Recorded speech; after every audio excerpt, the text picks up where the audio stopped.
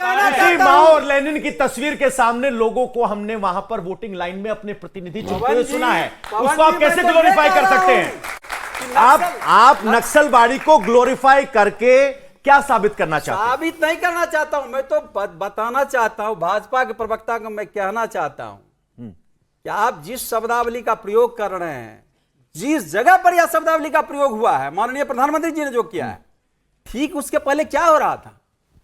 CGP जो आंदोलनरत था, देश का युवा जो रोजगार मांग रहा था, शिक्षा व्यवस्था में सुधार मांग रहा था, पेपर लीक का जवाब मांग रहा था, तमाम मुद्दे जो जिनको 2 करोड़ नौकरियों साल में देने के वायदे किए थे, वह जवाब सवाल कर रहा है सरकार से।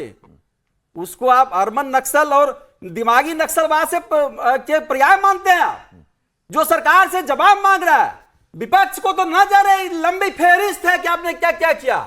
जब देश का युवा सरकार से आमने सामने प्रश्न कर रहा है, विपक्ष की भूमिका में वो अपनी बात रख रहा है, आप इस बात से सहमत है? दिमागी नक्सलवाद का प्रयोग किया है, युवाओं को अर्बन नक्सल कह रहे प्रधानमंत्री, दिमागी नक्सल युवाओं को कह रहे हैं। मैं कह रहा हूं, इतिहास में मैं इसलिए गया था कि उस इतिहास को समझिए क्यों हुआ था। और आज के समय में जो दिमागी नक्सल कहा जा रहा है, किसको कहा जा रहा है? कौन लोग हैं जो सरकार से जवाब तलब कर रहे हैं, जो सीधे आंखों के सामने जवाब तलब कर रहे हैं? ये लंबी फहरिस्त है, इसको जानना समझना होगा कि सरकार का विरोध क्यों किया जा रहा है, सीजीपी क्यों आंदोलनरत है। उसका एक कॉन्टेक्स्ट ये भी था कि सदन नहीं चला और सदन के बाहर प्रदर्शन चला, कहते रहे कि चर्चा करो चर्चा करो, चर्चा नहीं हो पाई, और कहा गया कि सदन को जंतर मंतर बना दो और जंतर मंतर को सदन बना दो। यही तो एक एनार्की लाने की कोशिश हो रही है ना नैरेटिव में। देखिए, लोहिया जी को मैं यहां कोट करना चाहता हूं, संसद भवन उन्होंने कहा था, जब सड़कें सूनी हो जाती है, संसद आवारा हो जाती है।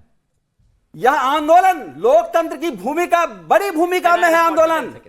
आंदोलन ये कह रहे हैं कि उसका होना चाहिए जो उग्र है, शोर होते रहना चाहिए ताकि संसद कम से कम चलती रहे। लोहिया जी को नहीं रहे, वह सही रास्ते पर चले। मैं एक चीज कहना चाहता हूं कि भैया मेरा आपसे निवेदन है कि प्रधानमंत्री जी क्या शब्द यूज करेंगे, इसकी आजादी हमारे पास ही रहने दो। आपकी भाषा भी हम यूज प्लीज बीच में नहीं, लेकिन किस संदर्भ में रुकिए ना, क्योंकि अगर आपसे ये सीखने लगे तो हर रोज सुबह उठ के आपकी तरह एक चुनाव हार जाया करेंगे, फिर रोया करेंगे। ये नहीं करना। चुनाव जीत रहे हैं, क्या कर रहे हैं? क्या हो गया? ये चुनाव कैसे जीता जा रहा है, ये भी जनता के सामने है। प्रोफेसर साहब, भोपू की तरह बजना नहीं है, एक एक करके बात कर ले। आप बात कीजिए ना।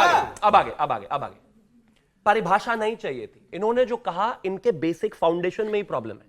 कोई भी आदमी लोकतांत्रिक सेटअप में अपने अधिकार मांगता है शांतिप्रिय तरीके से, जैसे एक लोकतंत्र में विरोध होना चाहिए, स्वीकार है। लेकिन कोई भी आदमी पवन नारा के सामने आकर या फिर उस बच्ची के सामने आकर या फिर इस बच्चे के सामने आकर यह कहे कि या तो मेरी बात मान वरना मैं तुझे गोली मार दूंगा।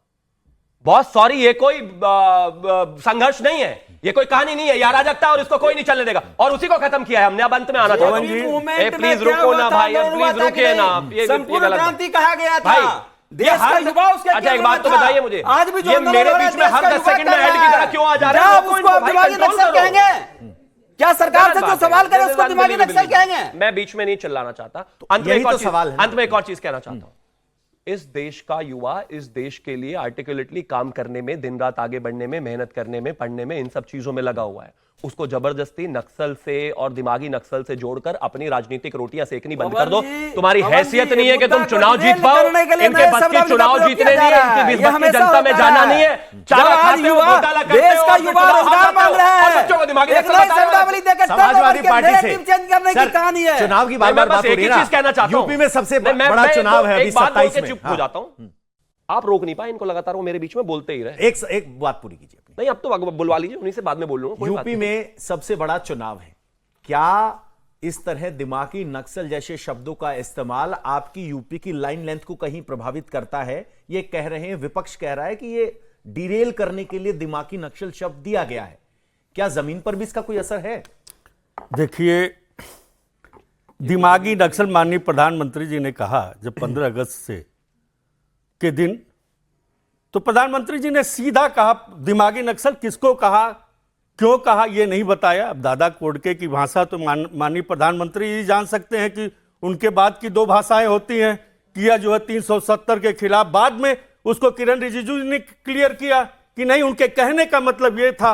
अभी तक टेलीप्रॉम्प्टर ही चलता था, अनुवादक भी लेके चलने, खैर उसमें कोई बात नहीं।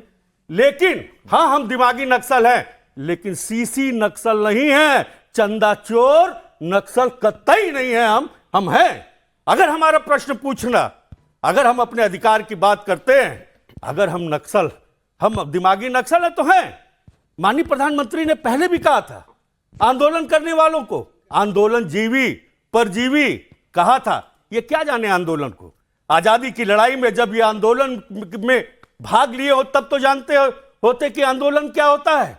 भगत सिंह ने, महात्मा गांधी ने आजादी की लड़ाई के लिए, इस देश को आजाद कराने के लिए किस तरह का आंदोलन किया था। इन्हें क्या मालूम है आंदोलन का मतलब। इन्हें, ये तो नफरत का बीज बोने वाले लोग, ये तो सत्ता के लालच में अडानी और अंबानी के कदमों पर जाकर के घुटने टेकने वाले लोग ये आंदोलन के बारे में जाने। उसी अंबानी की शादी में अखिलेश यादव भी गए थे। सुन तो लीजिए, उसी अंबानी की शादी में अखिलेश यादव भी गए थे। बिल्कुल जाएंगे, बिल्कुल जाएंगे, बिल्कुल। ठीक है, उसी अंबानी को थर्मल पावर प्लांट यूपी में दिए गए थे, छोटे भाई को, जो आजकल कहीं नहीं है। हमने तो कहीं डांस करते हुए भी लोगों को देखा है, इजराइल में जाकर के कमर पे हाथ रख करके डांस करते हुए भी देखा है। तो क्या कहते हैं, वो नचनिया है। हम नहीं कह रहे हैं, हम नहीं कह रहे हैं, लेकिन आज जिस तरीके से जेनजी,